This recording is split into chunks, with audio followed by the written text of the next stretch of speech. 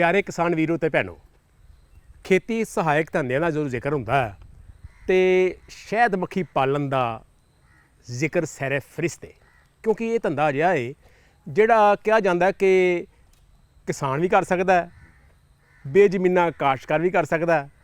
ਤੇ ਇਸ ਧੰਦੇ ਨੂੰ ਕਰਨ ਵਾਸਤੇ ਆਪਾਂ ਨੂੰ ਹੋਰ ਬੜੇ ਫਾਇਦੇ ਹੁੰਦੇ ਨੇ।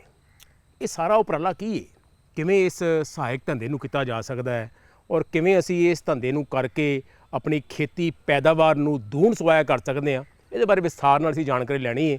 ਅਸੀਂ ਅੱਜ ਆਏ ਹਾਂ ਕ੍ਰਿਸ਼ੀ ਵਿਗਿਆਨ ਕੇਂਦਰ ਰੂਪਨਗਰ 'ਚ। ਮੇਰੇ ਨਾਲ ਨੇ ਡਾਕਟਰ ਨਵਨੀਤ ਕੌਰ ਜੀ। ਇਹ ਜ਼ਿਲ੍ਹਾ ਪ੍ਰਸਾਰ ਸਾਇੰਸਦਾਨ ਨੇ। ਪ੍ਰਸਾਰ ਸੇਵਾਵਾਂ ਦੇ ਵਿੱਚ ਇਹ ਪੰਜਾਬ ਖੇਤੀਬਾੜੀ ਯੂਨੀਵਰਸਿਟੀ ਵਿਖੇ ਆਪਣੀ ਸੇਵਾ ਰੂਪਨਗਰ ਵਿਖੇ ਨਿਭਾ ਰਹੇ ਨੇ। ਡਾਕਟਰ ਸਾਹਿਬ, ਤੁਸੀਂ ਕੀਟ ਵਿਗਿਆਨੀ ਹੋ ਤੇ ਮਧੂ ਮੱਖੀ ਪਾਲਣ ਬਾਰੇ ਤੁਹਾਡਾ ਤਜਰਬਾ ਬੜਾ, ਤੇ ਇਹ ਦੱਸੋ ਵੀ ਇਹ ਜਿਹੜਾ ਕਿੱਤਾ ਹੈ ਇਹ ਸਾਡੇ ਕਿਸਾਨ ਵੀਰਾਂ ਵਾਸਤੇ ਕਿੰਨਾ ਕੁ ਮਹੱਤਵਪੂਰਨ ਹੈ?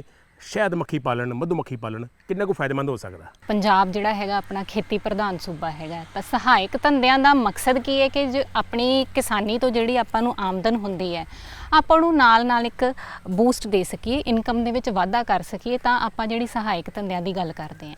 ਤਾਂ ਸਹਾਇਕ ਧੰਦੇ ਆ ਜਿਹੜੇ ਜੀ ਮਧੂ ਮੱਖੀ ਪਾਲਣ ਤੋਂ ਇਲਾਵਾ ਹੋਰ ਵੀ ਕਈ ਹੁੰਦੇ ਜੀ। ਡੇਅਰੀ ਪਾਲਣ, ਪੋਲਟਰੀ ਪਾਲਣ ਦੀ ਗੱਲ ਕਰਦੇ ਹਾਂ ਤਾਂ ਮਧੂ ਮੱਖੀ ਪਾਲਣ ਇੱਕ ਇਹਨਾਂ ਦਾ ਹੀ ਹਿੱਸਾ ਹੈਗਾ।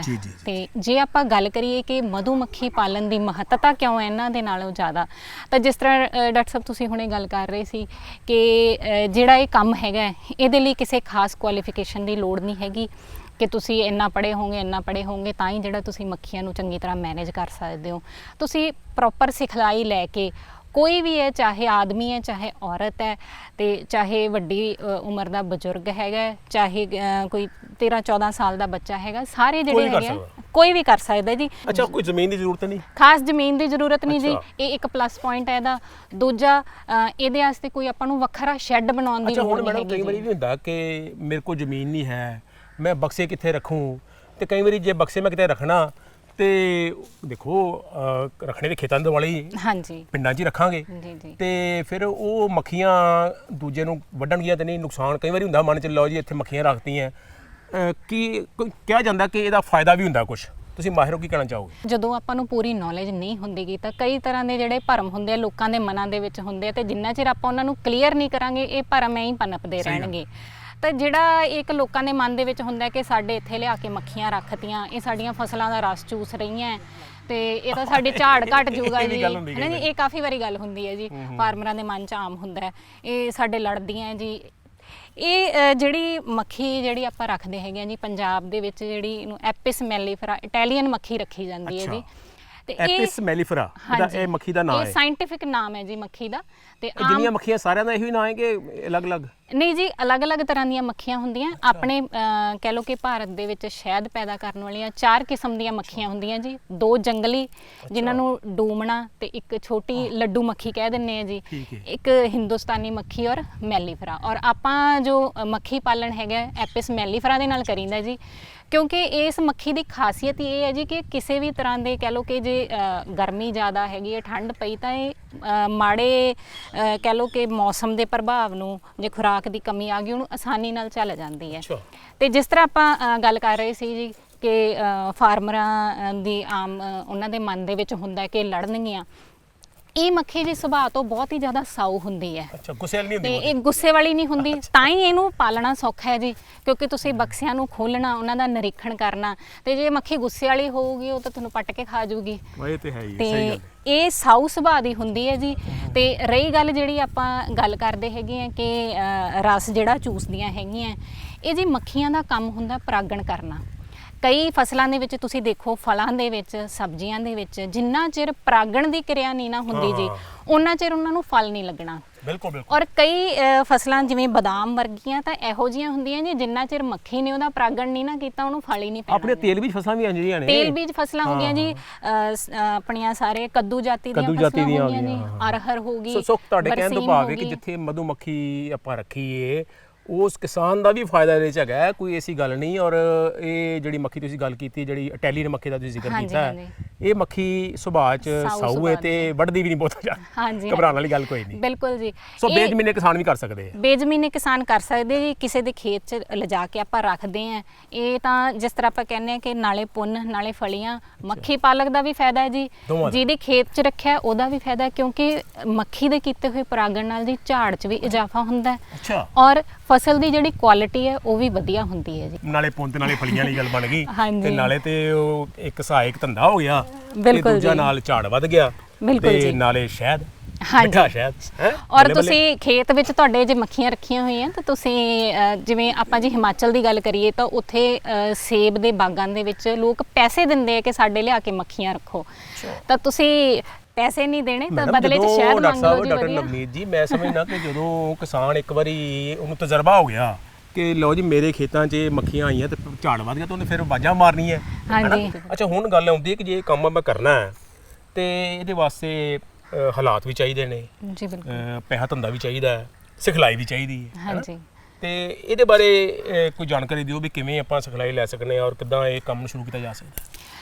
ਦੇਖੋ ਜੀ, ਸਿਖਲਾਈ ਲੈਣਾ ਬਹੁਤ ਜ਼ਰੂਰੀ ਹੈਗਾ ਇਸ ਕੰਮ ਵਾਸਤੇ, ਕਿਉਂਕਿ ਕਈ ਵਾਰ ਕੀ ਹੁੰਦਾ ਕਿ ਜਦੋਂ ਪ੍ਰੋਪਰ ਟ੍ਰੇਨਿੰਗ ਨਹੀਂ ਹੁੰਦੀਗੀ ਤਾਂ ਤੁਸੀਂ ਮੱਖੀਆਂ ਦੀ ਉਸ ਤਰੀਕੇ ਦੇ ਨਾਲ ਸਾਂਭ ਸੰਭਾਲ ਨਹੀਂ ਕਰ ਪਾਉਂਦੇਗੇ, ਤੇ ਫਿਰ ਕਈ ਵਾਰ ਆਪਣੇ ਵੀਰ ਸ਼ਿਕਾਇਤ ਕਰਦੇ ਨੇ ਕਿ ਅਸੀਂ ਤਾਂ ਮੱਖੀਆਂ ਰੱਖੀਆਂ ਸੀ, ਸਾਡੇ ਰਹੀਆਂ ਨਹੀਂ ਜੀ, ਉੱਡ ਗਈਆਂ, ਕੋਈ ਮੁਨਾਫਾ ਨਹੀਂ ਹੋਇਆ। ਇਹ ਤਾਂ ਬਿਲਕੁਲ ਵਧੀਆ ਕੰਮ ਨਹੀਂ ਹੈਗਾ। ਤਾਂ ਹੁੰਦਾ ਕੀ ਹੈ ਕਿ ਜਦੋਂ ਪ੍ਰੋਪਰ ਟ੍ਰੇਨਿੰਗ ਨਹੀਂ ਲਈਗੀ, ਤੁਹਾਨੂੰ ਇਹ ਨਹੀਂ ਪਤਾ ਕਿ ਰੁੱਤ ਦੇ ਹਿਸਾਬ ਨਾਲ ਉਹਦੀ ਸਾਂਭ ਸੰਭਾਲ ਕਿਸ ਤਰ੍ਹਾਂ ਕਰਨੀ ਹੈ, ਤਾਂ ਇਹੀ ਹੋਣਾ ਜੀ। ਤਾਂ ਕੋਈ ਵੀ ਜਿਵੇਂ ਆਪਾਂ ਕਹਿੰਦੇ ਹਾਂ ਜੀ ਕੰਮ ਸ਼ੁਰੂ ਕਰਨਾ ਹੈ ਤਾਂ ਉਹਦੇ ਲਈ ਇੱਕ ਪ੍ਰੋਪਰ ਪਲੈਨਿੰਗ ਹੋਣੀ ਬਿਲਕੁਲ। ਚਾਹੀਦੀ ਹੈ ਯੋਜਨਾ ਬੜੀ ਤੁਹਾਡੀ, ਜ਼ਰੂਰੀ ਹੈ। ਸ਼ੁਰੂ ਕਿਵੇਂ ਕਰਨਾ ਹੈ, ਹਾਂ। ਖਤਮ ਕਿਵੇਂ ਕਰਨਾ ਹੈ। ਤਾਂ ਸ਼ੁਰੂਆਤੀ ਸਟੈਪ ਜਿਹੜਾ ਹੈਗਾ ਜੀ ਇਹਦਾ ਉਹ ਟ੍ਰੇਨਿੰਗ ਹੈ ਜੀ, ਜਿਹਨੂੰ ਅਸੀਂ ਬੇਸਿਕ ਟ੍ਰੇਨਿੰਗ ਕਹਿ ਦਿੰਦੇ ਕਿੰਨੇ ਹਾਂ। ਦਿਨਾਂ ਦੀ ਟ੍ਰੇਨਿੰਗ ਹੁੰਦੀ ਹੈ? ਇਹ ਜੀ 5 ਦਿਨਾਂ ਦੀ ਟ੍ਰੇਨਿੰਗ ਹੁੰਦੀ ਹੈ, ਆਪਣੀ ਬੇਸਿਕ ਟ੍ਰੇਨਿੰਗ। ਇਹਦੇ ਵਿੱਚ ਸਾਰਾ ਤੁਹਾਨੂੰ ਦੱਸਿਆ ਜਾਂਦਾ ਹੈ ਕਿ ਮੱਖੀਆਂ ਦੇ ਬਾਰੇ, ਬਕਸੇ ਦੇ ਬਾਰੇ, ਕਿਸ ਤਰ੍ਹਾਂ ਦੀ ਬਣਤਰ ਹੈ, ਕਿਸ ਤਰ੍ਹਾਂ ਦੀਆਂ ਮੱਖੀਆਂ, ਉਹਨਾਂ ਦੇ ਮੌਸਮ ਦੇ ਹਿਸਾਬ ਨਾਲ ਸਾਂਭ ਸੰਭਾਲ ਕਿਵੇਂ ਕਰਨੀ ਕਿੱਥੋਂ ਲੈ ਹੈ। ਸਕਦੇ ਆ? ਇਹ ਟ੍ਰੇਨਿੰਗ ਜੀ ਹਰੇਕ ਜ਼ਿਲ੍ਹੇ ਦੇ ਵਿੱਚ ਆਪਣੇ ਪੰਜਾਬ ਖੇਤੀਬਾੜੀ ਯੂਨੀਵਰਸਿਟੀ ਦੇ ਕ੍ਰਿਸ਼ੀ ਵਿਗਿਆਨ ਕੇਂਦਰ ਸਥਾਪਿਤ ਕੀਤੇ ਗਏ ਨੇ, ਤਾਂ ਉੱਥੇ ਜਿਹੜਾ ਇਹ ਟ੍ਰੇਨਿੰਗ ਹੈਗੀਆਂ ਚੱਲਦੀਆਂ ਰਹਿੰਦੀਆਂ ਜੀ।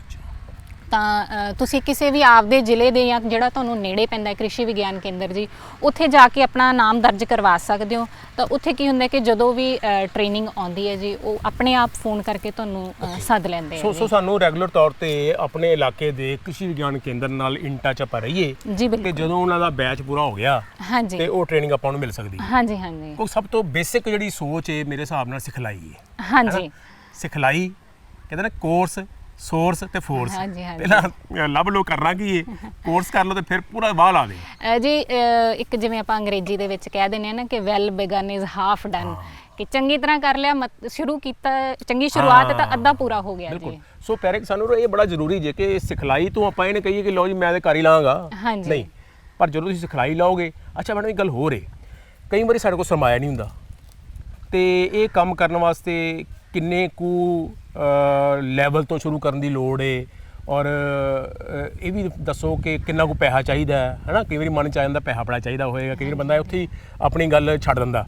ਸੋ ਸ਼ੁਰੂਆਤੀ ਦੌਰ ਦੇ ਵਿੱਚ ਕਿੰਨਾ ਕੁ ਮਾਇਆ, ਕਿੰਨਾ ਕੁ ਯੂਨਿਟ, ਕਿੰਨੇ ਕੁ ਰੱਖਣੇ ਨੇ, ਕਿੰਨੀਆਂ ਕੁ ਮੱਖੀਆਂ ਰੱਖਣੀਆਂ ਤਾਂ ਕਿ ਇਹ ਕੰਮ ਆਪਾਂ ਚਲਾ ਸਕੀਏ?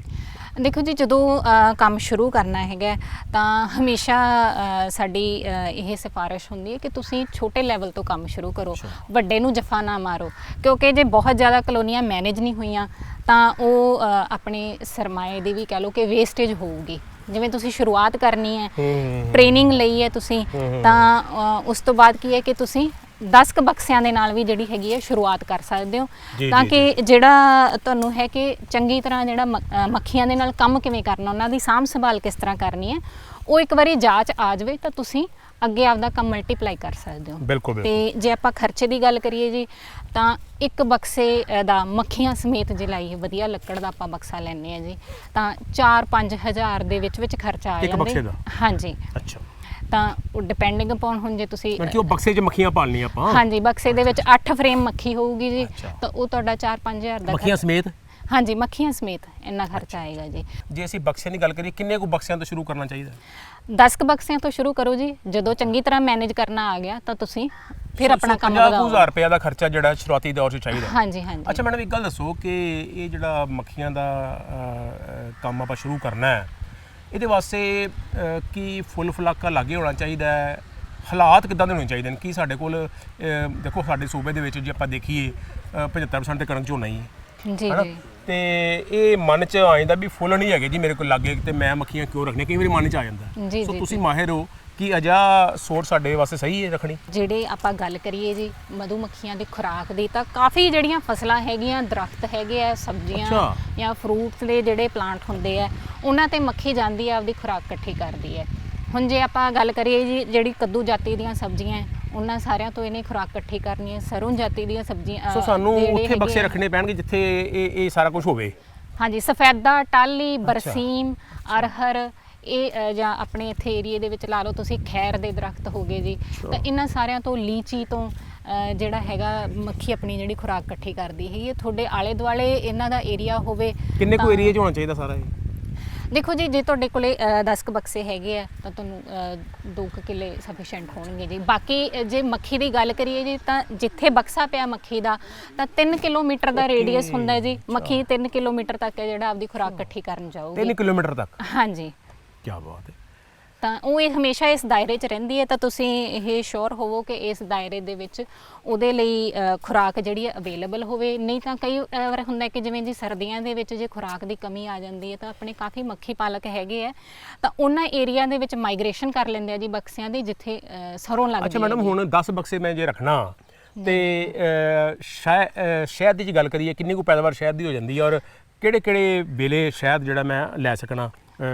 ਮੇਰੇ ਕਹਿਣ ਤੋਂ ਭਾਵ ਹੈ ਕਿ ਮੈਂ ਸ਼ੁਰੂ ਕੀਤਾ ਕਿੰਨੇ ਮਹੀਨਿਆਂ ਬਾਅਦ ਸ਼ਹਿਦ ਦਾ ਮੈਨੂੰ ਪਹਿਲੀ ਖੁਰਾਕ, ਪਹਿਲੀ ਮੈਨੂੰ ਪੈਦਾਵਾਰ ਮਿਲ ਸਕਦੀ ਜੀ, ਹੈ, ਜੀ, ਤੇ ਜੀ। ਕਿਵੇਂ ਮੈਂ ਉਹਨੂੰ ਕਰ ਸਕਦਾ? ਇਹਦੇ ਬਾਰੇ ਵੀ ਜਾਣਕਾਰੀ ਮਾੜੀ ਦਿਓ। ਹਾਂਜੀ, ਜੇ ਆਪਾਂ ਰੱਖਦੇ ਹੈਗੇ ਜੀ, ਆਪਣੇ ਮੇਨ ਖੁਰਾਕ ਵਾਲੇ 2 ਸੀਜ਼ਨ ਆਉਂਦੇ ਆ ਜੀ, ਅੱਛਾ। ਬਹਾਰ ਦਾ ਔਰ ਪਤਝੜ ਦਾ, ਜਿਹੜਾ ਬਿਲਕੁਲ। ਫਰਵਰੀ ਮਾਰਚ ਦਾ ਹੋ ਗਿਆ ਔਰ ਗਾਂ ਨਵੰਬਰ ਦੇ ਵਿੱਚ ਜਾ ਕੇ। ਤਾਂ ਇਸ ਟਾਈਮ ਦੇ ਵਿੱਚ ਕੀ ਹੁੰਦਾ ਹੈ ਜੀ ਕਿ ਫੁੱਲ ਫਲਾਕਾ ਬਾਹਰ ਬਹੁਤ ਹੁੰਦਾ, ਕਾਫੀ ਜਿਹੜੀ ਹੈਗੀ ਹੈ ਖੁਰਾਕ, ਪੋਲਨ ਸ਼ਹਿਦ ਕਾਫੀ ਆਉਂਦਾ ਹੈਗਾ। ਤਾਂ ਇਸੇ ਟਾਈਮ 'ਚ ਅਸੀਂ ਇਹ ਵੀ ਐਡਵਾਈਸ ਕਰਦੇ ਹੁੰਦੇ ਹਾਂ ਕਿ ਤੁਸੀਂ ਕੰਮ ਇਸ ਟਾਈਮ ਦੇ ਦੌਰਾਨ ਸ਼ੁਰੂ ਕਰੋ, ਕਿਉਂਕਿ ਖੁਰਾਕ ਜ਼ਿਆਦਾ ਆਉਣ ਕਰਕੇ ਵਾਧਾ ਬਹੁਤ ਹੁੰਦਾ ਹੈ। ਤਾਂ ਹਮੇਸ਼ਾ ਜਿਹੜਾ ਸੀਜ਼ਨ ਦੇ ਐਂਡ ਤੇ ਹੈਗੇ ਆ, ਤੁਸੀਂ ਜਿਹੜੀ ਸ਼ਹਿਦ ਦੀ ਚੁਆਈ ਕਰ ਸਕਦੇ ਹੋ ਜੀ। ਔਰ ਕਿੰਨਾ ਕੁ ਸ਼ਹਿਦ ਮਿਲ ਜਾਂਦਾ ਇੱਕ ਬਕਸੇ ਤੋਂ? ਇੱਕ ਬਕਸੇ ਤੋਂ ਜੀ ਜੇ ਸਾਲ ਦਾ ਆਪਾਂ ਲਾਈਏ, ਤਾਂ ਤੁਸੀਂ ਕਿਸ ਤਰ੍ਹਾਂ ਉਹਦੀ ਮੈਨੇਜਮੈਂਟ ਕੀਤੀ ਹੈਗੀ ਹੈ, ਬਕਸੇ ਤੁਹਾਡੇ ਤਕੜੇ ਸੀ, ਕੋਈ ਬਿਮਾਰੀ ਨਹੀਂ ਲੱਗੀ, ਤਾਂ ਤੁਸੀਂ 20 ਤੋਂ 50 ਕਿਲੋ ਤੱਕ ਜਿਹੜਾ ਹੈਗਾ ਸ਼ਹਿਦ ਇੱਕ ਬਕਸੇ ਤੋਂ ਲੈ ਸਕਦੇ ਹੋ ਜੀ। ਸੋ 10 ਬਕਸਿਆਂ ਦਾ ਸ਼ਹਿਦ ਜਿਹੜਾ ਹੈ ਉਹ ਸਾਡਾ 500 ਕਿਲੋ ਬਣ ਸਕਦਾ ਹੈ ਜੇ ਜੀ। ਅਸੀਂ ਪੂਰੀ ਮਿਹਨਤ ਕਰੀਏ, ਹਾਂਜੀ, ਹਾਲਾਤ ਹਾਂਜੀ। ਚੰਗੇ ਹੋਣ। ਬਸ ਜੀ, ਜਿਵੇਂ ਕਹਿੰਦੇ ਕਿ ਜਿੰਨਾ ਗੁੜ ਪਾਵਾਂਗੇ ਉਨਾ ਮਿੱਠਾ ਹੋਊਗਾ। ਔਰ ਇਸ ਕੇਸ 'ਚ ਗੁੜ ਹੈਗਾ ਜਿਹੜਾ ਸਿਰਫ ਆਪਣੀ ਮਿਹਨਤ ਹੈ, ਆਪਾਂ ਹੋਰ ਕੁਝ ਨਹੀਂ ਕਰਨਾ ਜੀ। ਮੱਖੀਆਂ ਦੀ ਬਸ ਇਹ ਹੁੰਦਾ ਕਿ ਹਫਤੇ 10 ਦਿਨਾਂ ਤੋਂ ਰੋਜ਼ ਵੀ ਨਹੀਂ ਬਕਸਿਆਂ ਦਾ ਜਾ ਕੇ ਨਿਰੀਖਣ ਅੱਛਾ ਕਰਨਾ ਮੈਡਮ ਹੈ। ਨਵਨੀਤ ਜੀ, ਹੁਣ ਇੱਕ ਆਮ ਸਾਡਾ ਕਿਸਾਨ ਜਿਹੜਾ 10 ਬਕਸੇ ਰੱਖਦਾ ਹੈ, ਤੇ ਕੀ ਬਕਸੇ 10 ਵੱਧਦੇ ਵੀ ਹੈਗੇ ਨੇ ਹੌਲੀ ਹੌਲੀ? ਕੀ ਉਹਨਾਂ 'ਚ ਆਪਾਂ ਕਈ ਵਾਰੀ ਹੁੰਦਾ ਨਾ ਕਿ ਮੱਖੀਆਂ, ਦੇਖੋ ਮੱਖੀਆਂ ਦੀ ਪੈਦਾਵਾਰ ਸ਼ਹਿਦ ਦੀ ਕਰਨੀ ਹੈ, ਮੱਖੀਆਂ ਦਾ ਵਾਧਾ ਵੀ ਹੋਣਾ ਹੈ। ਹਾਂਜੀ ਹਨਾ? ਹਾਂਜੀ, ਸੋ ਬਿਲਕੁਲ। ਉਹਦੇ ਕਰਕੇ ਸਾਨੂੰ ਬਕਸੇ ਹੋਰ ਵਧਾਣੇ ਬਾਅਦ ਚ ਪੈਣਗੇ ਜਾਂ ਕਿੱਦਾਂ? ਕੋਈ ਇਹਦੇ ਬਾਰੇ ਵੀ ਮਨ ਚ ਆਉਂਦਾ ਕਿ ਮੈਂ 10 ਤੋਂ ਸ਼ੁਰੂ ਕਰਕੇ ਹੌਲੀ ਹੌਲੀ ਅਗਾਂਹ ਵੀ ਬਕਸੇ ਕਰ ਸਕਣਾ, ਵਧਾ ਵੀ ਸਕਣਾ? ਹਾਂਜੀ, ਬਿਲਕੁਲ। ਉਹੀ ਆਪਾਂ ਕਹਿੰਦੇ ਕਿ ਖਰਚਾ ਤਾਂ ਜਿਹੜਾ ਹੁੰਦਾ ਹੈ ਤੁਹਾਡਾ ਕੰਮ ਸ਼ੁਰੂ ਕਰਨ ਵੇਲੇ ਹੁੰਦਾ ਹੈ, ਤੇ ਤਕਰੀਬਨ ਸਾਲ ਕੁ ਦੇ ਵਿੱਚ ਜਿਹੜਾ ਤੁਹਾਡਾ ਖਰਚਾ ਹੁੰਦਾ ਤੁਸੀਂ ਕਵਰ ਕਰ ਲੈਂਦੇ ਹੋ। ਹਾਂਜੀ, ਤੇ ਉਸ ਤੋਂ ਬਾਅਦ ਤਾਂ ਪਲੱਸ ਹੀ ਹੁੰਦਾ, ਤੁਹਾਡੀ ਮੱਖੀ ਵੀ ਵਧੂਗੀ। ਜਿਵੇਂ ਆਪਾਂ ਗੱਲ ਕਰਦੇ ਹਾਂ ਕਿ ਜਿੰਨੀ ਜ਼ਿਆਦਾ ਖੁਰਾਕ ਆਊਗੀ ਉਨੀ ਜ਼ਿਆਦਾ ਮੱਖੀ ਨੇ ਮਲਟੀਪਲਾਈ ਹੋਣਾ ਹੈ ਜੀ। ਮਲਟੀਪਲਾਈ ਵੀ ਹੋਣਾ। ਹਾਂਜੀ, ਤਾਂ ਤੁਸੀਂ ਉਵੇਂ ਜਿਹੜਾ ਹੈਗਾ ਹੋਰ ਬਕਸੇ ਜਿਹੜੇ ਆਪਣੇ ਅੱਗੇ ਵਧਾ ਸਕਦੇ ਹੋ ਜੀ। ਜੀ ਜੀ। ਸੋ ਇਹ ਜਿਹੜੀ ਗੱਲ ਹੈ, ਮੈਂ ਸਮਝਣਾ ਕਿ ਇਹਦੇ ਚ ਜਦੋਂ ਅਸੀਂ ਸਿਖਲਾਈ ਲੈਂਦੇ ਆ ਜੀ, ਤੇ ਬਿਲਕੁਲ। ਸਾਨੂੰ ਸਿਖਲਾਈ ਚ ਸਾਰਾ ਕੁਝ ਪਤਾ ਲੱਗ ਜੂ ਕਿ ਮੱਖੀਆਂ ਦੇ ਕਿਵੇਂ ਵਾਧਾ ਹੋਣਾ ਹੈ ਔਰ ਕਿੱਦਾਂ ਅਸੀਂ ਵੱਖ-ਵੱਖ ਮੌਸਮ 'ਚ ਮੱਖੀ ਦਾ ਧਿਆਨ ਰੱਖਣਾ ਜੀ, ਹੈ। ਬਿਲਕੁਲ। ਅੱਛਾ ਮੈਡਮ, ਹੁਣ ਮਨ 'ਚ ਵੀ ਸਵਾਲ ਆਉਂਦਾ ਹੈ ਕਿ ਸਾਡੀ ਸ਼ਹਿਦ ਮੱਖੀ ਪਾਲਕ ਭਰਾ ਜਿਹੜੇ ਕੰਮ ਕਰਨਾ ਸ਼ੁਰੂ ਚਾਹੁੰਦੇ ਨੇ, ਇੱਕ ਤੇ ਬਕਸੀ ਆਪਾਂ ਲੈਣ ਦੇ, ਹੋਰ ਕਿਹੜੇ ਇਕਵਿਪਮੈਂਟ ਨਾਲ ਚਾਹੀਦੇ ਨੇ, ਕਿਹੜਾ ਖਰਚਾ ਨਾਲ ਚਾਹੀਦਾ ਹੈ, ਕੀ ਨਾਲ ਆਪਾਂ ਨੂੰ ਸਹੂਲਤਾਂ ਨਾਲ ਚਾਹੀਦੀਆਂ? ਦੇਖੋ ਪਾਣੀ ਤੁਸੀਂ ਕਿਹਾ ਕਿ 3 ਕਿਲੋਮੀਟਰ ਦੇ ਦਾਇਰੇ 'ਚ ਸਾਡੇ ਕੋਲ ਫੁੱਲ ਫਲਾਕਾ ਹੋਵੇ ਤੇ ਮੱਖੀ ਜਾ ਕੇ ਕੰਮ ਆਪਣਾ ਕਰ ਸਕਦੀ ਜੀ, ਹੈ, ਜੀ। ਆਪਣੀ ਖੁਰਾਕ ਲੱਭ ਸਕਦੀ ਹੈ, ਤੇ ਹੋਰ ਕੀ ਆਪਾਂ ਨੂੰ ਚਾਹੀਦਾ? ਬਹੁਤ ਹੀ ਜਿਹੜਾ ਬੇਸਿਕ ਜਿਹਾ ਇਕਵਿਪਮੈਂਟ ਚਾਹੀਦਾ ਹੁੰਦਾ ਹੈ ਜੀ। ਜਿਵੇਂ ਆਪਾਂ ਗੱਲ ਕਰਦੇ ਆ ਬਕਸਿਆਂ ਦੀ, ਬਕਸੇ ਤੇ ਹੈ ਹੀ ਨੇ, ਬਕਸੇ ਆਪਣੇ ਬਿਲਕੁਲ, ਹੈਗੇ ਆ ਜੀ। ਬਿਲਕੁਲ। ਤਾਂ ਉਸ ਤੋਂ ਇਲਾਵਾ ਕੰਮ ਕਰਨ ਦੇ ਲਈ ਆਪਾਂ ਨੂੰ ਇੱਕ ਜੀ ਚਾਹੀਦੀ ਹੈਗੀ ਹੈ, ਜਿਵੇਂ ਪ੍ਰੋਟੈਕਟਿਵ ਕਵਰਿੰਗ ਦੀ ਆਪਾਂ ਗੱਲ ਕਰਦੇ ਹਾਂ, ਸਿਰ ਤੇ ਟੋਪੀ ਜਿਹਨੂੰ ਆਪਾਂ ਜਾਲੀ ਜਾਂ ਬੀ ਵੇਲ ਕਹਿ ਦਿੰਦੇ ਆ ਜੀ। ਜੀ, ਬਿਲਕੁਲ ਬਿਲਕੁਲ। ਉਹ ਹੁੰਦੀ ਹੈ ਜੀ। ਇੱਕ ਐਡੀ ਇੱਕ ਲੋਹੇ ਦੀ ਪੱਤੀ ਹੁੰਦੀ ਹੈ ਜੀ, ਜਿਹਨੂੰ ਆਪਾਂ ਹਾਈਵ ਟੂਲ ਕਹਿ ਦਿੰਦੇ ਹਾਂ ਹਾਈਵ ਜੀ। ਟੂਲ। ਹਾਂਜੀ, ਜੀ। ਤੇ ਬਕਸਿਆਂ ਦਾ ਨਿਰੀਖਣ ਕਰਨ ਟਾਈਮ ਇਹ ਜਿਹੜਾ ਕਹਿ ਲਓ ਕਿ ਛੋਟਾ ਸੰਦ ਹੈ, ਬਹੁਤ ਕੰਮ ਆਉਂਦਾ ਹੈ ਜੀ। ਹਾਈਵ ਟੂਲ? ਹਾਈਵ ਟੂਲ ਜੀ। ਅੱਛਾ, ਅੱਛਾ। ਹਾਂਜੀ, ਤੇ ਬਾਕੀ ਇਸ ਤੋਂ ਇਲਾਵਾ ਜੀ ਜਿਵੇਂ ਆਪਾਂ ਸ਼ਹਿਦ ਕੱਢਣਾ ਹੁੰਦਾ ਹੈ ਜੀ, ਤਾਂ ਉਹਦੇ ਵਾਸਤੇ ਸ਼ਹਿਦ ਕੱਢਣ ਵਾਲੀ ਮਸ਼ੀਨ ਹੁੰਦੀ ਹੈ। ਅੱਛਾ, ਮਸ਼ੀਨ ਵੀ ਹੁੰਦੀ ਹੈ? ਹਾਂਜੀ ਹਾਂਜੀ, ਤਾਂ ਉਹ ਤੁਹਾਨੂੰ ਡਿਪੈਂਡਿੰਗ ਅਪੋਨ ਕਿ ਤੁਹਾਡਾ ਕੰਮ ਕਿੰਨਾ ਕੁ ਹੈਗਾ ਹੈ ਜੀ, ਤੁਸੀਂ ਛੋਟੀ ਮਸ਼ੀਨ ਤੋਂ ਸ਼ੁਰੂਆਤ ਕਰ ਸਕਦੇ ਹੋ, ਜਾਂ ਜੇ ਤੁਹਾਡੀ ਜਾਣ ਪਛਾਣ ਹੈਗੀ ਹੈ, ਤੁਸੀਂ ਨਹੀਂ ਖਰਚਾ ਕਰਨਾ ਚਾਹੁੰਦੇ, ਤੁਸੀਂ ਆਪਦੇ ਕਿਸੇ ਸਾਥੀ ਬੀਕੀਪਰ ਦੇ ਨਾਲ ਵੀ ਕਰਕੇ ਤੇ ਉੱਥੋਂ ਸ਼ਹਿਦ ਕਢਵਾ ਸਕਦੇ ਹੋ ਕਿ ਜਦੋਂ ਆਪਣਾ ਕੰਮ ਵੱਧ ਗਿਆ ਉਦੋਂ ਆਪਣੀ ਵੱਡੀ ਮਸ਼ੀਨ ਲੈ ਲਵੋ ਜੀ। ਡਾਕਟਰ ਨਵਨੀਤ ਜੀ, ਸ਼ਹਿਦ ਕੱਢਣ ਦੀ ਮਸ਼ੀਨ ਜਿਹੜੀ ਹੈ ਇਹ ਵੀ ਆਪਾਂ ਲੈ ਲਈ, ਹਾਈਵ ਟੂਲ ਦਾ ਤੁਸੀਂ ਜ਼ਿਕਰ ਕੀਤਾ ਹੈ, ਬਾਕੀ ਜਿਹੜੀ ਜਾਲੀ ਹੈ ਨਾ ਬਚਾਉਣ ਵਾਸਤੇ, ਇਸ ਤੋਂ ਇਲਾਵਾ ਹੋਰ ਵੀ ਕੋਈ ਇਕਵਿਪਮੈਂਟ ਚਾਹੀਦੇ ਨੇ ਸ਼ੁਰੂਆਤੀ ਦੌਰ 'ਚ ਆਪਾਂ ਨੂੰ? ਹਾਂਜੀ, ਬਾਕੀ ਜਿਸ ਤਰ੍ਹਾਂ ਆਪਾਂ ਨੂੰ ਫਰੇਮ ਚਾਹੀਦੇ ਹੁੰਦੇ ਜੀ, ਫਾਊਂਡੇਸ਼ਨ ਫਰੇਮ ਦੇ ਸ਼ੀਟ ਵਿੱਚ ਨਹੀਂ ਆਉਂਦੇ ਜਦੋਂ ਬਕਸਿਆਂ ਦੇ ਵਿੱਚ ਹੀ ਫਰੇਮ ਹੋਣੇ ਨੇ? ਮੱਖੀ ਵਧੂਗੀ ਜੀ ਤਾਂ ਫਿਰ ਆਪਾਂ ਉਹਨੂੰ ਹੋਰ ਜਗ੍ਹਾ ਵੀ ਪ੍ਰੋਵਾਈਡ ਕਰਨੀ ਹੈ। ਕਿੰਨੇ ਕੁ ਫਰੇਮ ਨਾਲ ਰੱਖਣੇ ਚਾਹੀਦੇ ਆਪਾਂ ਨੂੰ? ਵੈਸੇ ਜੀ ਬਕਸੇ ਦੇ ਵਿੱਚ ਦੇਖੋ 10 ਵੀ ਫਰੇਮ ਦੀ ਜਿਹੜੀ ਹੈਗੀ ਹੈ ਸਮਰੱਥਾ ਹੁੰਦੀ ਹੈ, ਤਾਂ ਆਪਾਂ ਸ਼ੁਰੂ ਕਰਨ ਦੇ ਲਈ ਇਹ ਐਡਵਾਈਸ ਕਰਦੇ ਹਾਂ ਕਿ ਤੁਸੀਂ 8 ਦੇ ਨਾਲ ਸ਼ੁਰੂ ਕਰ ਲਓ, ਪਰ ਮੱਖੀ ਤਾਂ ਤੁਹਾਡੀ ਮਲਟੀਪਲਾਈ ਹੋਣੀ ਹੈ ਜੀ, ਤਾਂ ਤੁਸੀਂ ਉਸ ਹਿਸਾਬ ਦੇ ਨਾਲ ਇੱਕ ਵਾਰੀ ਮਤਲਬ ਕਿ ਜਿੰਨੇ ਤੁਸੀਂ ਬਕਸੇ ਲੈ ਰਹੇ ਹੋ, ਮੰਨ ਲਓ ਜੇ 10 ਬਕਸੇ ਤੁਸੀਂ ਰੱਖ ਰਹੇ ਹੋ ਤਾਂ 2-2 ਫਰੇਮ ਤਾਂ ਹੋਰ ਨਾਲ ਲੈ ਕੇ ਰੱਖੋ। ਕਈ ਵਾਰੀ ਬਕਸੇ ਉੱਪਰ ਬਕਸਾ ਰੱਖਿਆ ਹੁੰਦਾ, ਉਹ ਕੀ ਚੀਜ਼ ਹੈ? ਇਹ ਜੀ ਬਕਸਾ ਹੁੰਦਾ ਜਿਹੜਾ ਥੱਲੇ ਵਾਲਾ ਹੁੰਦਾ, ਉਹਨੂੰ ਅਸੀਂ ਬਰੂਡ ਚੈਂਬਰ ਕਹਿੰਦੇ ਆ ਜੀ, ਕਿ ਉਹਦੇ ਵਿੱਚ ਬਰੂਡ ਹੁੰਦਾ ਹੈ। ਬਰੂਡ ਮਤਲਬ ਆਂਡੇ ਤੇ ਜਿਹੜੀਆਂ ਸੁੰਡੀਆਂ, ਜਿਹੜੀਆਂ ਨਾਬਾਲਗ ਸਟੇਜਾਂ ਹੈਗੀਆਂ ਜਿਹੜੀਆਂ ਮੱਖੀ ਦੀਆਂ। ਔਰ ਜੋ ਸੁਪਰ ਚੈਂਬਰ ਹੁੰਦਾ ਕਿ ਜਦੋਂ ਆਪਣੀ ਮੱਖੀ ਕਾਫੀ ਮਲਟੀਪਲਾਈ ਹੋ ਰਹੀ ਹੈ, ਬਾਹਰੋਂ ਚੰਗੀ ਖੁਰਾਕ ਆ ਰਹੀ ਹੈ, ਤਾਂ ਆਪਾਂ ਕੀ ਕਰਦੇ, ਇੱਕ ਉਹਨੂੰ ਅਲੱਗ ਬਕਸਾ ਬਣਾਉਣ ਦੀ ਬਜਾਏ, ਜੇ ਆਪਣੀ ਰਾਣੀ ਮੱਖੀ ਵਧੀਆ ਕੁਆਲਿਟੀ ਦੀ ਹੈਗੀ ਹੈ, ਚੰਗੇ ਆਂਡੇ ਦੇ ਰਹੀ ਹੈ, ਤਾਂ ਉਸ ਬਰੂਡ ਵਾਲੇ ਬਕਸੇ ਦੇ ਉੱਪਰ ਹੀ ਇੱਕ ਹੋਰ ਬਕਸਾ ਰੱਖ ਦਿੰਦੇ ਆ, ਜਿਹਨੂੰ ਆਪਾਂ ਸੁਪਰ ਚੈਂਬਰ ਜਾਂ ਸੁਪਰ ਬਕਸਾ ਕਹਿੰਦੇ ਆ। ਤਾਂ ਉਹਦੇ ਵਿੱਚ ਦੇਖੀਦਾ ਆਪਣਾ ਵੀ ਉੱਪਰ ਬਕਸੇ 'ਚ ਬਕਸਾ ਰੱਖਿਆ ਹੁੰਦਾ। ਹਾਂਜੀ, ਸੋ ਇਹ ਗੱਲਾਂ ਸਾਰੀਆਂ ਟ੍ਰੇਨਿੰਗ 'ਚ ਆਪਾਂ ਨੂੰ ਕਾਫੀ ਇਹਦਾ ਗਿਆਨ ਮਿਲ ਸਕਦਾ ਹੈ। ਅੱਛਾ ਮੈਡਮ ਜੀ, ਤੁਸੀਂ ਰਾਣੀ ਮੱਖੀ ਦਾ ਜ਼ਿਕਰ ਕੀਤਾ ਜੀ ਔਰ ਨਾਲ ਤੁਸੀਂ ਬਰੂਡ ਦਾ ਜ਼ਿਕਰ ਵੀ ਕੀਤਾ, ਤੇ ਮਨ 'ਚ ਸਵਾਲ ਆਉਂਦਾ ਹੈ, ਕਈ ਵਾਰੀ ਸਾਡੇ ਕਿਸਾਨ ਵੀਰ ਗੱਲਾਂ ਕਰਦੇ ਆ ਕਿ ਮੱਖੀਆਂ ਜਿਹੜੀ ਨਾ ਬੜੇ ਇੱਕ ਸੋਸ਼ਲ ਇਨਸੈਕਟ ਹੈਗਾ ਹੈ ਨਾ, ਸਮਾਜਿਕ ਕੀੜਾ ਹੈਗਾ। ਸੋ ਸਾਡੇ ਕਿਸਾਨ ਵੀਰਾਂ ਦੀ ਜਾਣਕਾਰੀ ਵਾਸਤੇ ਇੱਕ ਉਤਸ਼ਾਹ ਜਿਹਾ ਪੈਦਾ ਹੁੰਦਾ ਵੀ ਕਿਵੇਂ ਕੰਮ ਕਰਦੀ ਹੈ। ਦੇਖੋ ਐਡੀ ਇੱਕ ਕੀੜਾ ਹੀ ਹੈ ਤੇ ਕਿਵੇਂ ਇਹ ਏਡਾ ਮਿੱਠਾ ਸ਼ਹਿਦ ਪੈਦਾ ਕਰ ਦਿੰਦੀ ਹੈ ਜਿਹੜਾ ਕਿ ਇਨਸਾਨੀ ਸੋਚ ਤੋਂ ਬਿਲਕੁਲ ਪਰੇ ਹੈ। ਸੋ ਇਹ ਕਿਵੇਂ ਸਾਰਾ ਤਾਣਾ ਬਣਾ ਬੁੰਦੀ ਹੈ?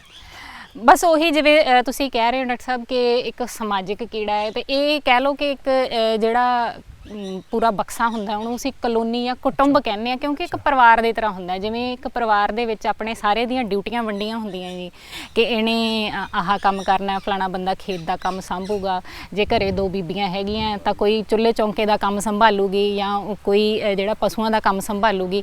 ਤਾਂ ਉਹੀ ਸੇਮ ਸਿਸਟਮ ਹੈਗਾ ਜੀ ਸਾਰਾ ਇਸ ਜਿਹੜੀਆਂ ਮੱਖੀਆਂ ਦੇ ਵਿੱਚ ਚੱਲਦਾ ਹੈ, ਕਿ 3 ਤਰ੍ਹਾਂ ਦੀਆਂ ਮੱਖੀਆਂ ਹੁੰਦੀਆਂ ਜੀ, ਰਾਣੀ ਮੱਖੀ ਔਰ ਕਾਮਾ ਮੱਖੀ, ਇਹ ਦੋਨੇ ਮਾਦਾ ਮੱਖੀਆਂ ਹੁੰਦੀਆਂ ਜੀ, ਔਰ ਇੱਕ ਜਿਹੜੀ ਹੈਗੀ ਨਰ ਮੱਖੀ ਜਿਹਨੂੰ। ਸੋ ਇੱਕ ਕੁਟੁੰਬ 'ਚ 3 ਤਰ੍ਹਾਂ ਦੀਆਂ ਮੱਖੀਆਂ ਹੁੰਦੀਆਂ? ਹਾਂਜੀ ਬਿਲਕੁਲ ਜੀ। ਤੇ ਇਹਦੇ ਵਿੱਚ ਕੀ ਹੁੰਦਾ ਜੀ, ਰਾਣੀ ਮੱਖੀ ਹੈ ਜਿਹੜੀ ਇੱਕ ਕੁਟੁੰਬ ਦੇ ਵਿੱਚ ਸਿਰਫ ਇੱਕੋ ਹੀ ਹੋਊਗੀ। ਇੱਕੋ ਹੀ ਹੁੰਦੀ ਜੀ ਬਿਲਕੁਲ। ਰਾਣੀ ਮੱਖੀ ਦਾ ਮੁੱਖ ਕੰਮ ਹੈਗਾ ਕਿ ਬਕਸੇ ਨੂੰ ਚੱਲਦਾ ਰੱਖਣਾ, ਉਹਨੇ ਬਕਸੇ ਦਾ ਕਹਿ ਲਓ ਕਿ ਸੰਗਠਨ ਕਰਕੇ ਰੱਖਣਾ ਹੈ। ਰਾਣੀ ਮੱਖੀ ਨਹੀਂ ਹੋਊਗੀ ਤਾਂ ਕਹਿ ਲਓ ਕਿ ਜਿਵੇਂ ਹੈੱਡ ਨਹੀਂ ਹੋਊਗਾ ਨਾ, ਤਾਂ ਸਾਰਾ ਕੁਝ ਤਾਣਾ ਬਾਣਾ ਖਿੱਲਰ ਜਾਂਦਾ। ਤਦ ਉਹਨੂੰ ਰਾਣੀ ਕਹਿੰਦੇ ਆ। ਹਾਂਜੀ, ਤਦੇ ਉਹਨੂੰ ਰਾਣੀ ਕਹਿੰਦੇ ਆ। ਔਰ ਹਾਲਾਂਕਿ ਇਹ ਵੱਖਰੀ ਹੁੰਦੀ, ਕੋਈ ਸਾਈਜ਼ ਵੱਖਰਾ ਹੁੰਦਾ ਜਾਂ? ਜੀ ਬਿਲਕੁਲ, ਜਿਵੇਂ ਗੱਲ ਕਰਦੇ ਕਿ ਮਾਦਾ ਹੁੰਦੀ ਹੈ, ਕਾਮਾ ਵੀ ਮਾਦਾ ਹੁੰਦੀ ਹੈ, ਪਰ ਜਿਹੜੀ ਆਂਡੇ ਦੇਣ ਦੀ ਸ਼ਮਤਾ ਉਹ ਸਿਰਫ ਰਾਣੀ ਮੱਖੀ ਦੇ ਵਿੱਚ ਹੁੰਦੀ ਹੈ। ਇਹਦਾ ਸਾਈਜ਼ ਹੈ ਜੀ ਸਭ ਤੋਂ ਵੱਡਾ ਹੁੰਦਾ ਹੈ, ਤੇ ਇਹਨੂੰ ਤੁਸੀਂ ਨਖੱਟੂ ਜਾਂ ਜਿਹਨੂੰ ਡਰੋਨ ਜਾਂ ਜਿਹੜੀ ਨਰ ਮੱਖੀ ਉਹਦੇ ਨਾਲ ਕਨਫਿਊਜ਼ ਨਾ ਕਰੋ। ਉਹਦੀ ਇੱਕ ਬੜੀ ਵਧੀਆ ਨਿਸ਼ਾਨੀ ਹੁੰਦੀ ਹੈ ਕਿ ਜਿਹੜੀ ਰਾਣੀ ਮੱਖੀ ਦੇ ਖੰਭ ਹੁੰਦੇ ਆ ਉਹਦੇ ਸਰੀਰ ਨੂੰ ਅੱਧਾ ਕਵਰ ਕਰਦੇ ਆ ਜੀ, ਤਾਂ ਇਹ ਇੱਕ ਹੀ ਹੋਊਗੀ। ਇਹਦਾ ਕੰਮ ਹੈਗਾ ਅੰਡੇ ਦੇਣਾ। ਔਰ ਜਿਹੜੀਆਂ ਕਾਮਾ ਮੱਖੀਆਂ ਉਹ ਹਜ਼ਾਰਾਂ ਦੀ ਗਿਣਤੀ ਦੇ ਵਿੱਚ ਹੁੰਦੀਆਂ ਜੀ ਬਕਸੇ ਦੇ ਵਿੱਚ। ਔਰ ਇਹਨਾਂ ਦਾ ਵੀ ਉਮਰ ਦੇ ਹਿਸਾਬ ਨਾਲ ਕੰਮ ਵੰਡਿਆ ਹੁੰਦਾ ਕਿ ਕਿਹਨੇ ਜਿਹੜੇ ਨਾਬਾਲਗ ਜਾਂ ਮੱਖੀਆਂ ਜਾਂ ਕਹਿ ਲਓ ਬਰੂਡ ਹੈਗਾ, ਸੁੰਡੀਆਂ ਨੂੰ ਖੁਰਾਕ ਦੇਣੀ ਹੈ, ਕਿਹਨੇ ਰਾਣੀ ਨੂੰ ਖੁਰਾਕ ਦੇਣੀ ਹੈ, ਕਿਹਨੇ ਸਾਫ਼ ਸਫਾਈ ਦਾ ਕੰਮ ਕਰਨਾ ਹੈ, ਕਿਹਨੇ ਪਹਿਰੇਦਾਰੀ ਦਾ ਕੰਮ ਕਰਨਾ, ਉਹਨੇ ਕਿਹਨੇ ਬਾਹਰ ਜਾ ਕੇ ਖੁਰਾਕ ਇਕੱਠੀ ਕਰਕੇ ਲਿਆਉਣੀ ਹੈ। ਕੀ ਬਾਤ। ਹਾਂਜੀ, ਸੋ ਇਹ ਮੈਂ ਸਮਝਣਾ ਕਿ ਬੜਾ ਇੱਕ ਇਨੋਵੇਟਿਵ ਸੋਚ ਵਾਲਾ ਕੰਮ ਹੈ ਕਿ ਜੇ ਬੰਦਾ ਇਹ ਕੰਮ ਕਰਦਾ ਤੇ ਇੱਕ ਨਾ ਬੜਾ ਇੱਕ ਕੁਦਰਤ ਨਾਲ ਮੋਹ ਜਾਗ ਜਾਂਦਾ ਹੈ। ਕਿੱਦਾਂ ਇਹ ਛੋਟਾ ਜਿਹਾ ਪ੍ਰਾਣੀ ਕਿਵੇਂ ਇੱਕ ਸੋਸ਼ਲ ਸਿਸਟਮ ਦੇ ਰਾਹੀਂ ਇੱਕ ਜਿਹੜਾ ਆਪਾਂ ਵੀ ਸਮਾਜ ਦੇ ਵਿੱਚ ਵਿਚਰਨੇ ਆ, ਪਰਿਵਾਰ ਦੇ ਵਿੱਚ ਪਰਿਵਾਰ ਦਾ ਮੁਖੀਆ ਹੈ ਨਾ, ਤੇ ਇਸੇ ਤਰ੍ਹਾਂ ਹੀ ਪਰਿਵਾਰ ਦੇ ਮੁਖੀਏ ਦੇ ਤੌਰ ਤੇ ਰਾਣੀ ਮੱਖੀ ਕੰਮ ਕਰਦੀ, ਤੁਸੀਂ ਦੱਸਿਆ ਹੈ। ਸੋ ਬੜਾ ਇੱਕ ਵਧੀਆ ਇੱਕ ਮਨ ਨੂੰ ਸੰਤੁਸ਼ਟੀ ਦੇਣ ਵਾਲਾ ਕਿੱਤਾ ਬਣ ਸਕਦਾ ਹੈ ਨਾ, ਕੁਦਰਤ ਨਾਲ ਪਿਆਰ ਵਰਗਾ ਇੱਕ ਰਿਸ਼ਤਾ ਹੈਗਾ ਇਹ ਮਧੂਮੱਖੀ ਪਾਲਣ ਦਾ। ਜਿਵੇਂ ਜਿਵੇਂ ਜੀ ਤੁਸੀਂ ਇਹਨਾਂ ਦੇ ਨਾਲ ਕੰਮ ਕਰਦੇ ਰਹਿੰਦੇ ਹੋ, ਤੁਹਾਨੂੰ ਹੋਰ ਨਵੇਂ ਤੱਥ ਪਤਾ ਲੱਗਦੇ ਰਹਿੰਦੇ ਆ, ਤੇ ਹੋਰ ਜਿਹੜਾ ਕਹਿ ਲਓ ਕਿ ਆਪਣੀ ਦਿਲਚਸਪੀ ਹੁੰਦੀ ਹੈ ਇਸ ਕੰਮ ਦੇ ਵਿੱਚ ਹੋਰ ਵੱਧਦੀ ਜਾਂਦੀ ਹੈ, ਬੰਦਾ ਖੁੱਬਦਾ ਹੀ ਜਾਂਦਾ ਹੈ। ਕੀ ਬਾਤ ਹੈ। ਸੋ ਪਿਆਰੇ ਕਿਸਾਨ ਵੀਰੋ,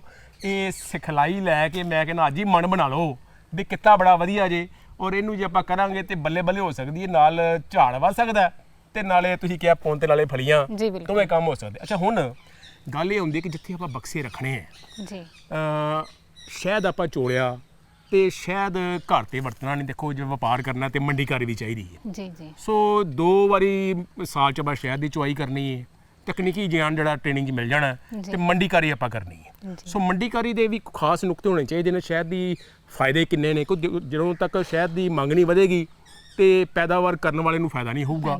ਸੋ ਇਹ ਸਾਰੀਆਂ ਗੱਲਾਂ ਤੁਸੀਂ ਮਾਹਿਰ ਹੋ, ਕੀ ਕਹਿਣਾ ਚਾਹੋਗੇ? ਦੇਖੋ ਜੀ, ਸ਼ਹਿਦ ਦੀ ਜੇ ਆਪਾਂ ਮੰਡੀਕਰਨ ਦੀ ਗੱਲ ਕਰਦੇ ਹੈਗੇ ਆ ਤਾਂ ਜਿਵੇਂ ਜਿਵੇਂ ਤੁਸੀਂ ਕੰਮ ਸ਼ੁਰੂ ਕਰਦੇ ਹੋ ਹੌਲੀ ਹੌਲੀ ਵੱਧਦਾ, ਤੁਹਾਨੂੰ ਉਸ ਹਿਸਾਬ ਨਾਲ ਜਿਹੜਾ ਹੈਗਾ ਤਜਰਬਾ ਆਉਂਦਾ ਰਹਿੰਦਾ ਕਿ ਮੈਂ ਆਪਣੇ ਸ਼ਹਿਦ ਨਾਲ ਕੀ ਕਰਨਾ ਹੈਗਾ। ਤਾਂ ਜ਼ਿਆਦਾਤਰ ਜਿਵੇਂ ਕੰਮ ਬੀਕੀਪਰ ਸ਼ੁਰੂ ਕਰਦੇ ਨੇ ਤਾਂ ਉਹ ਕੀ ਕਰਦੇ ਨੇ ਕਿ ਹੋਲਸੇਲ ਦੇ ਵਿੱਚ ਜਾਂ ਵੱਡੇ ਜਿਹੜੇ ਬੀਕੀਪਰ ਹੁੰਦੇ ਆ ਜਾਂ ਵੱਡੇ ਟਰੇਡਰ ਹੈਗੇ ਆ ਉਹਨਾਂ ਨੂੰ ਆਪਣਾ ਸ਼ਹਿਦ ਵੇਚ ਦਿੰਦੇ ਨੇ। ਪਰ ਹੋਲਸੇਲ ਤੇ ਕੀ ਹੁੰਦਾ ਜੀ ਕਿ ਕੰਮ ਤਾਂ ਸੌਖਾ ਹੁੰਦਾ ਕਿ ਤੁਸੀਂ ਸਾਰਾ ਸ਼ਹਿਦ ਚਕਾਤਾ ਇਕੱਠਾ, ਪਰ ਉਹਦੇ ਵਿੱਚ ਕੀ ਹੈ ਕਿ ਰੇਟ ਹੁੰਦਾ ਜਿਹੜਾ 100-150 ਰੁਪਏ ਕਿਲੋ ਮਿਲੂਗਾ। ਕੁਦਰਤੀ ਗੱਲ।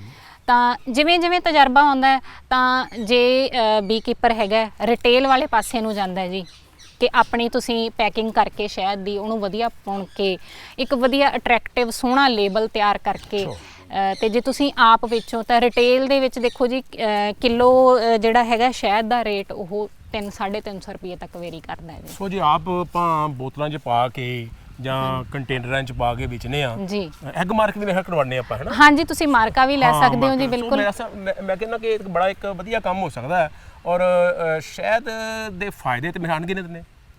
ਹਾਂਜੀ ਬਿਲਕੁਲ ਅਣਗਿਣਤ ਫਾਇਦੇ ਨੇ ਜੀ ਸ਼ਹਿਦ ਦੇ ਕਿ ਜਿਵੇਂ ਆਪਾਂ ਪਿੰਡਾਂ ਦੇ ਵਿੱਚ ਗੱਲ ਕਰਦੇ ਹੁੰਦੇ ਆ ਜੀ ਕਿਉਂਕਿ ਇਹਦੇ ਵਿੱਚ ਜੇ ਆਪਾਂ ਦੇਖੀਏ ਕਿ ਐਂਟੀ ਮਾਈਕਰੋਬੀਅਲ ਜਿਹੜੀਆਂ ਆਪਾਂ ਕਹਿ ਦਿੰਦੇ ਹਾਂ ਕਾਫੀ ਪ੍ਰੋਪਰਟੀਜ਼ ਹੁੰਦੀਆਂ।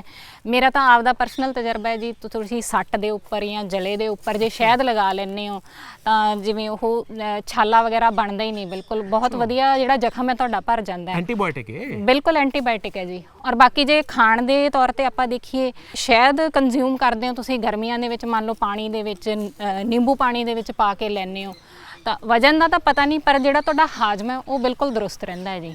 ਤੇ ਸਰਦੀਆਂ ਦੀ ਗੱਲ ਕਰੀਏ ਜੀ, ਗਰਮ ਦੁੱਧ ਦੇ ਵਿੱਚ ਪਾ ਕੇ ਸ਼ਹਿਦ ਲੈਂਦੇ ਹੋ ਤਾਂ ਉਹਦੇ ਫਾਇਦੇ ਹੀ ਫਾਇਦੇ ਆ। ਮੈਂ ਸਮਝਦਾ ਕੁਦਰਤ ਦੀ ਇਹ ਬੜੀ ਨਿਮਤ ਹੈ ਇਨਸਾਨ ਨੂੰ ਕਿ ਇਹ ਆਸ਼ੀਰਵਾਦ ਹੈ ਕੁਦਰਤ ਦਾ ਕਿ ਆਪਾਂ ਸ਼ਹਿਦ ਮੱਖੀ ਰਾਹੀਂ ਸ਼ਹਿਦ ਪੈਦਾ ਕਰ ਸਕਦੇ ਔਰ ਉਹ ਸ਼ਹਿਦ ਮਾਨਵਤਾ ਵਾਸਤੇ ਤੁਸੀਂ ਕਿਹਾ ਕਿ ਹਰ ਬੰਦੇ ਵਾਸਤੇ ਬੜਾ ਵਧੀਆ ਹੈ।